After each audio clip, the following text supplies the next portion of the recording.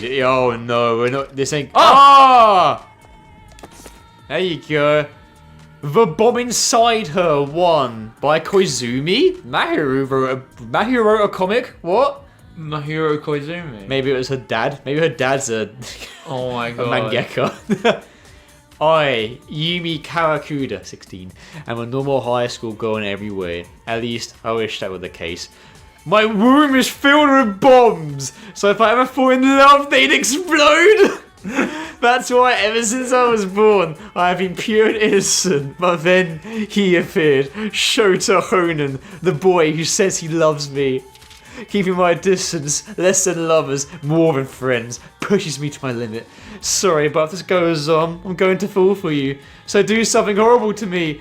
Light up a fire in your heart, a risk-thrilling love story. Fuck, I'd read it. That sounds like a proper good. That sounds like a legit anime plot. That does sound like a straight up The anime. Bomb Inside Her. Oh my god, I'm getting a cutscene for this. That's brilliant. That's such a good title. That's genius. I love it. Bomb Inside. Dude, Danganronpa writers are fucking on some shit right now. They're on Heroes Stash because they're dishing out some good stuff right now. Oh, shiny. What do we have? Yes! The Yes! Bomb Insider 2! Let's fucking go! The sequel, let's go! Oh my god, here we go. What we got? Oh, highly anticipated. Let's do this shit. Worried about the bomb inside her body that will explode if she falls in love, Yumi Kayakuda continues to keep her distance from Shota, but even she can't keep her heart from longing for the forceful Shota. Oh, he's forceful too? Oh, that tension. Dude. Whenever she realizes she has fallen in love, she asks Shota to bully her to keep the flames of passion from her bomb. Oh my god. Yeah. However, one day, while she was getting bullied, quote unquote, by Shota in the classroom after school as usual, the transfer student, Tokeko Kuriyama, whose light of life goes dark whenever the feeling of love vanishes, steps in. If I can't be in love, I'd rather die. Beware the carbon dioxide poisoning of life. The second volume of the steamy, torrid love story. Oh my god. Oh, the anticipation's killing me. We got a love triangle going on now? Oh. Amazing! Why is this not number one again? Oh. The shiny bracket. Yes! The Bomb Insider 3, let's go! Here we go. I've been looking forward to Look this. at the cover as well, it looks really good. It looks so authentic, I want to read this. Yumi Kayakuda, the girl with a bomb in her womb, cannot love, and yet she has chosen. I want to fall in love with Shota. If I can just fall deeper in love with him, I don't mind if this body of mine burns away. Holy Dude, shit. the passion is unreal. However, a new character has feelings for Yumi appears. Oh shit, we got a third? Moto Nikaido. Your life is only yours, my love is only mine. A charred body of love or a living doll? Which fate will Yumi choose? The third volume with the fiery love story! Jesus, that sounds so It good. needs to be real, fan fiction or not. Oh yeah, here we go. Cool. I want Danganronpa X Resident Evil fan art, and I want a legit fan fiction of the bomb inside her. I want to make it. Can I make Fandom, it? I need to see this. Can I make it? You can do it, Can I Ben. write the bomb inside her? You're alright in the novel, you can do it. I'll write the bomb inside her. Wait, Joe. Before we sign off, I found a shiny, and you're gonna read it right now. My name is Yumi Kayakuda. I was a normal high school girl like all of you, but with one big difference. My womb is filled with bombs. I was told if I ever fall in love it would explode.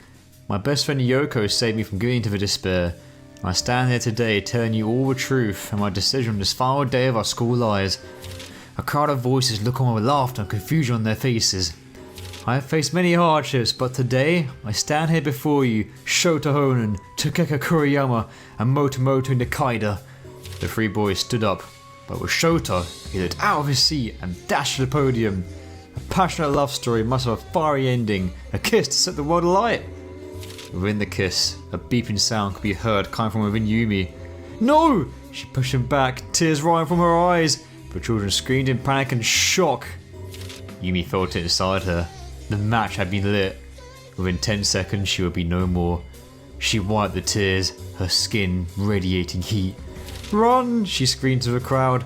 But Shota ran back into her embrace. Beep. That day, Hundreds of people were killed in a terrorist act except for the one and only survivor, Yoko, the girl who had saved Yumi from despair.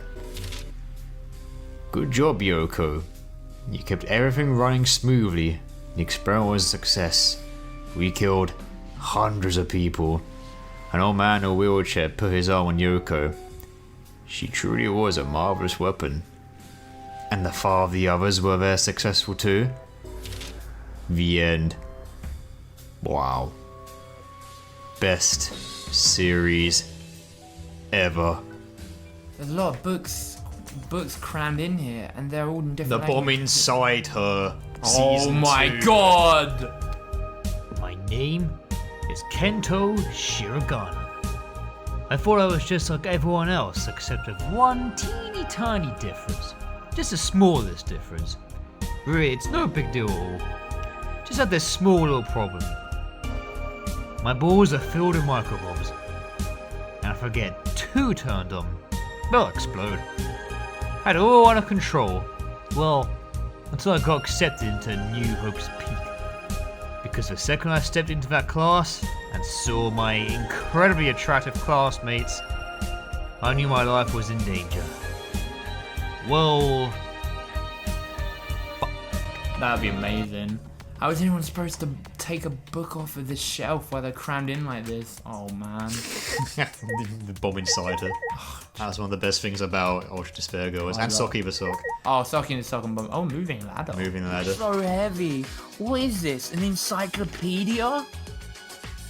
I flipped open the book. The Bomb Inside Her too? There Oh you my go. god! It has been 2 weeks since I started my new life at New Hope's Peak. I was sitting at my desk as always, making sure to have bare minimal interaction with any of my classmates. It was going relatively well, but I should have expected as much when you have a talent like mine. The ultimate danger to society. I had a simple pattern really. I would get out of bed, go to school, sit away at the back of the room away from all the other students. Only speak if I was called in to give an answer. It was simple and safe. Well, it was until the classroom door swung open that Monday morning and a girl with the most radiant, violent, wavy hair running down all the way to her shoulders stepped into the classroom. She introduced herself.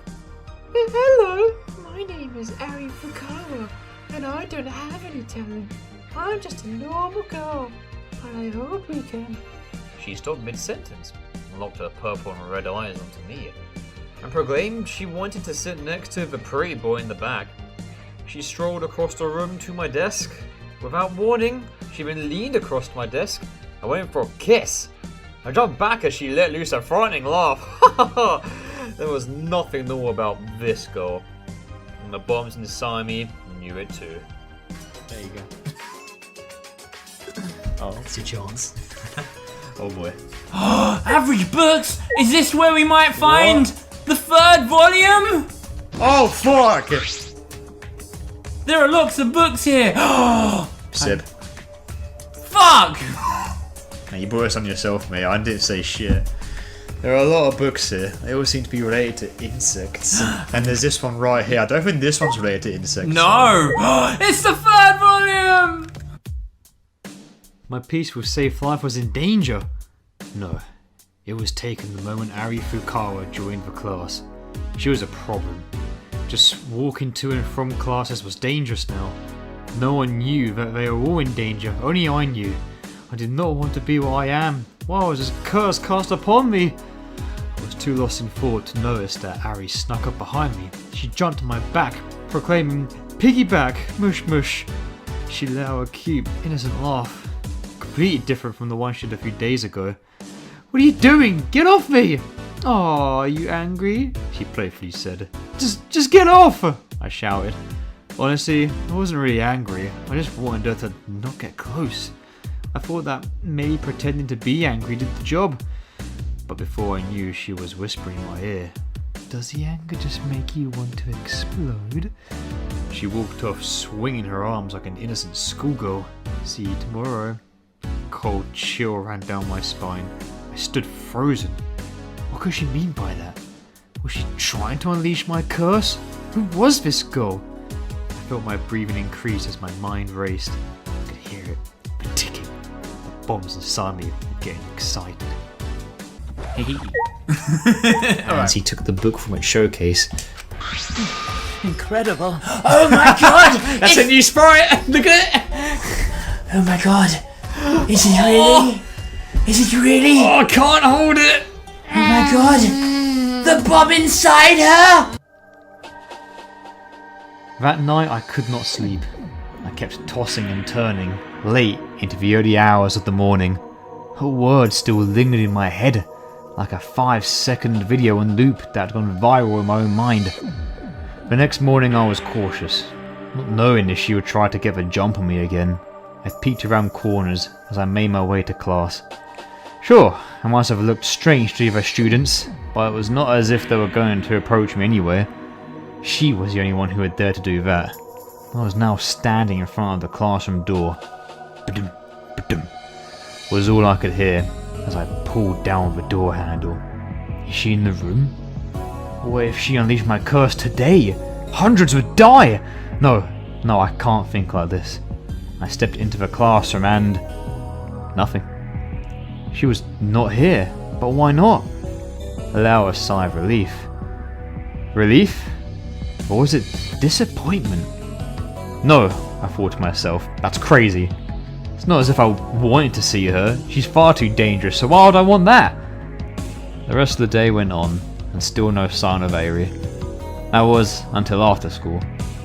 I caught her out of the corner of my eye, standing behind a tree, chatting with a hooded person. Who is that? And more importantly, why do I care?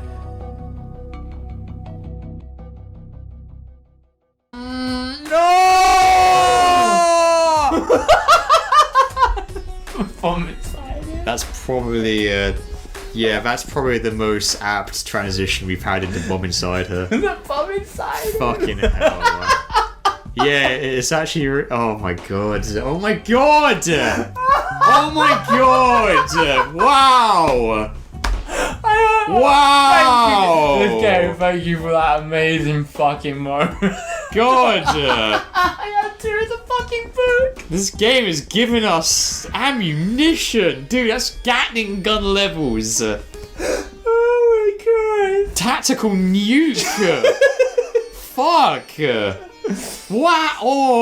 Oh. Which camera, Ben? I imagine the bookshelf would be the more viable place to check. Yeah, I think there's something in the bookshelf that we missed. Alright. Oh, look at that! Well, looky It's here. the 4th volume of the bomb inside him! I was panicking. My legs felt like they started moving on their own, like a huge magnet was putting me towards her. What the hell? I should be making for the hills. Part of me is making the choice to move closer. And yet, I knew the answer as I felt the ticking inside of me.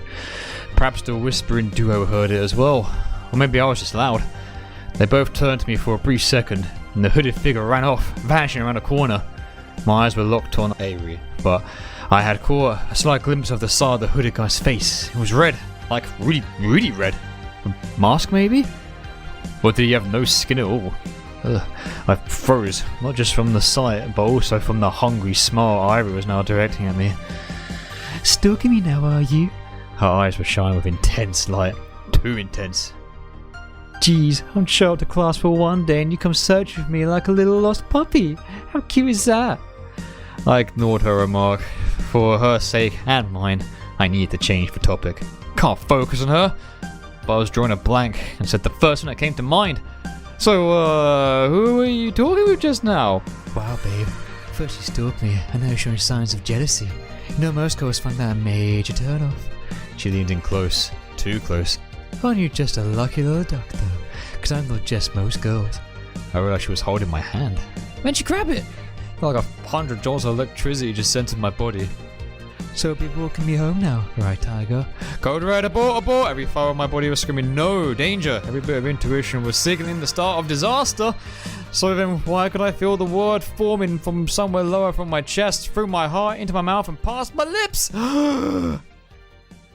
Sure. Fuck's sake. It was only a matter of time, wasn't it? So shiny. That was a good one. Let's put that in our present list, in our invisible section of it. That no one else can see but us. A bomb. A bomb inside him! Oh, yeah! Yeah! It all leads to this one. Was not gonna miss that opportunity. No way. Oh, That's my turn to segue, baby. Sensing danger, I hurriedly backed away from the door and then... Fuck! What? It was a bomb! Do I have a death wish? Up till this year, this class, this girl, I'd stayed far away from people, never let anyone get close in case I erupted. My mind fluttered, attempting to pin down the treacherous thoughts that sped me onward to this danger, this destruction. Perhaps I was not to blame at all. Perhaps Arie truly did have a talent, the ultimate, irresistible, and temptress. No, I shook my head vigorously, as if the thought itself could be shaken loose from my brain. So, Duckling, since you so kindly joined me on my walk home, what better time than now is it for me to tell you an interesting story? Just a quickie, I promise. Didn't have time to nod before Arie stopped dead in her tracks, facing me with a more predatory glare than usual. A fierce chill came over me. It was as if her eyes had darkened, and right on cue, as if she had the power to control the skies, a grey cloud hung over us. You should already know this, but around 20 years ago, there was a government-funded school tasked with collecting and developing talent in our country's youth. I opened my mouth. When the world hadn't heard of her, Arie punched my lips before a single word of that thought could escape my mouth. Nah, Ducky, that's not connected to this at all. Sorry. What is important here is a certain girl who went to a certain nearby school. She was just a regular, normal girl. Really nothing out of the ordinary at all, except with one key difference. Her womb was filled with bombs. Crazy, right? Right? Well, for those who don't know, she was one of the Ignition Children. Top secret organic deadly weapons from a certain dangerous sect, whose only real purpose in life is to ignite when certain dangerous conditions are met.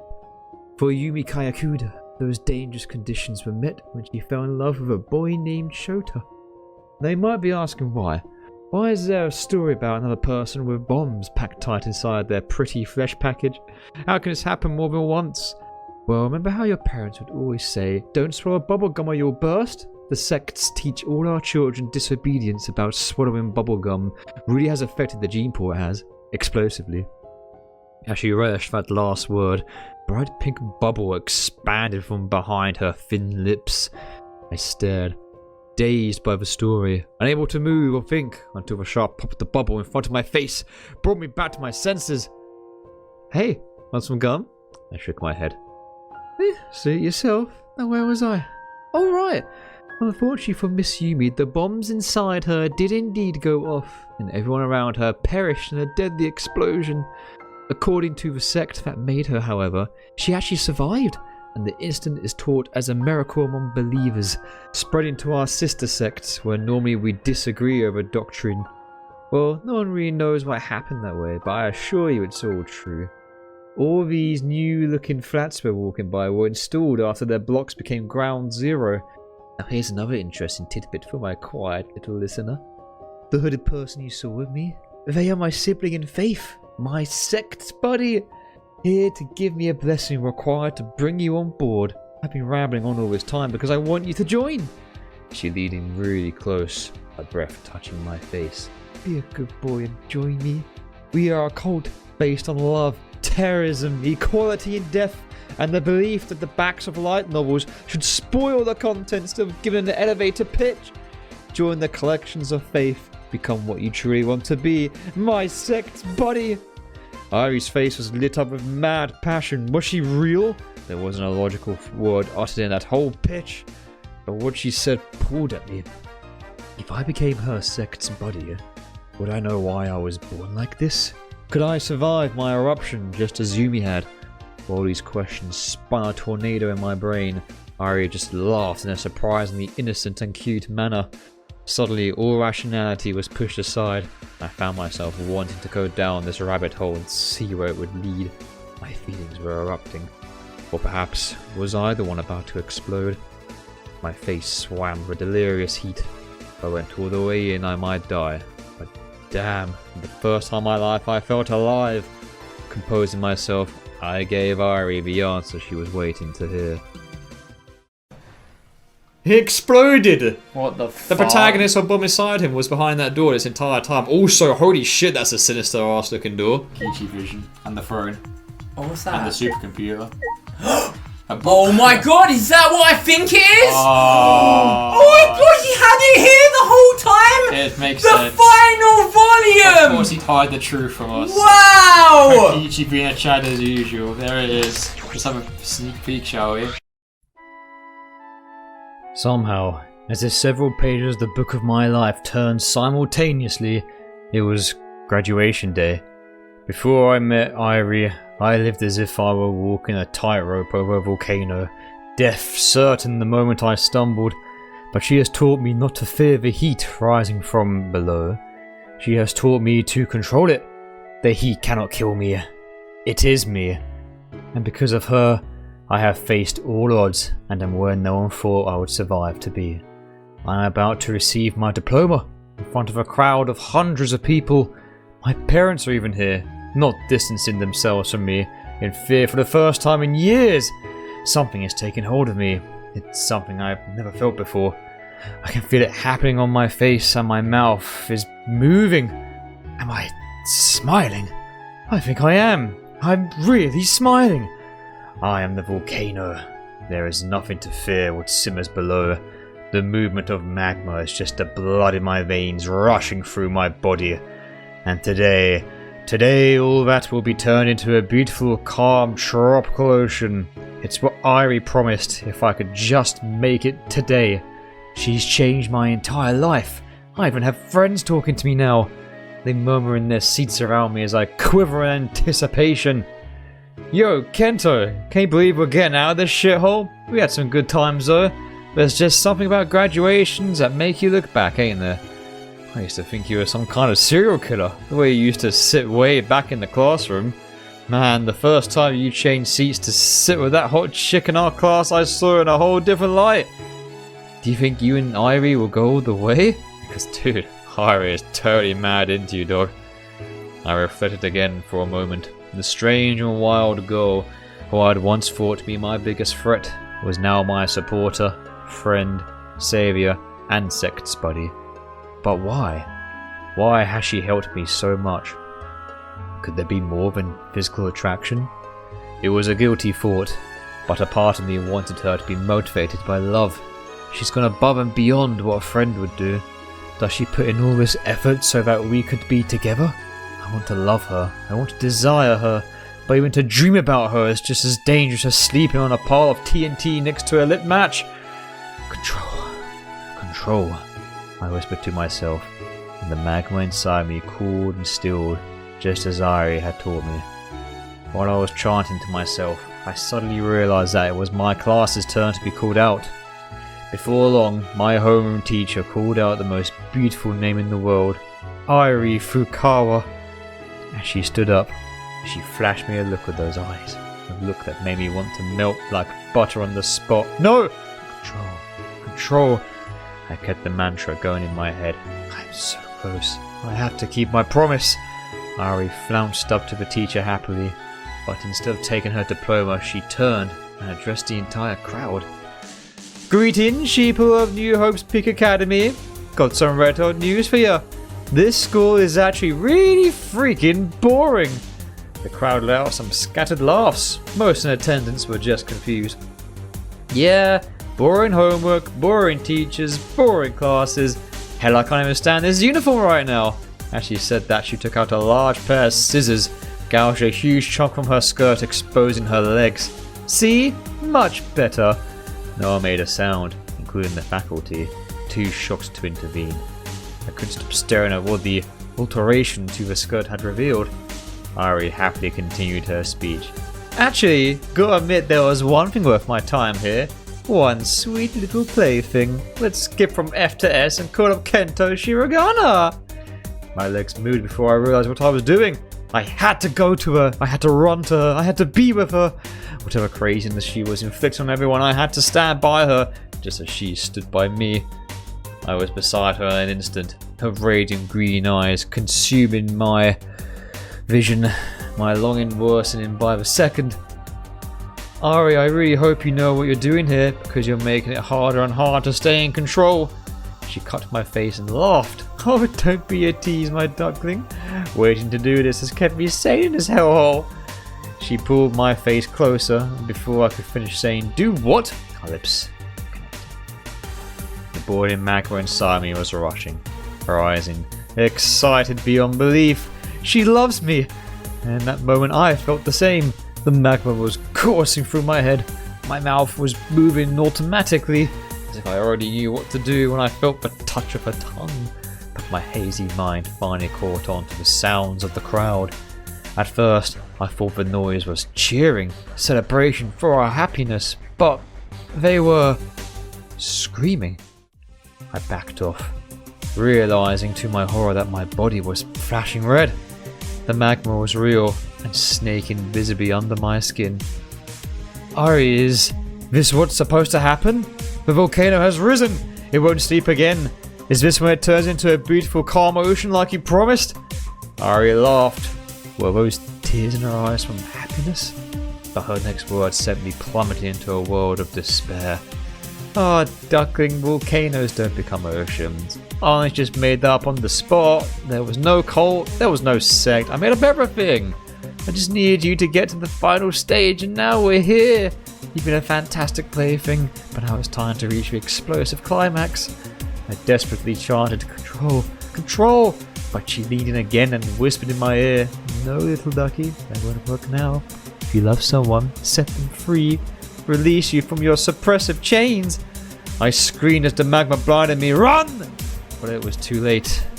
The bomb inside me went off. The last thing I heard was her hysterical laughter as she trapped me in her arms. The crowd never did run far enough.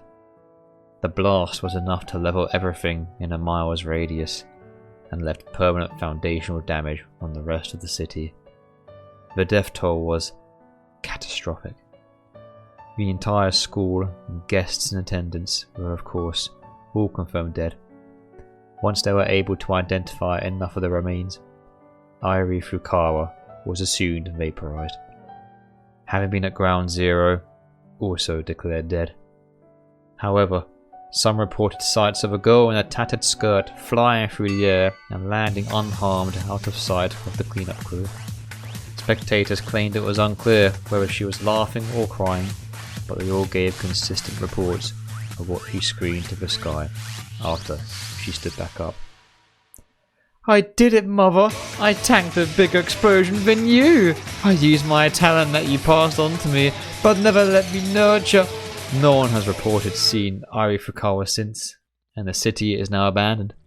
More terrifying than the loss of life is the strange phenomenon that was discovered by those manning the International Space Station, high above our skies.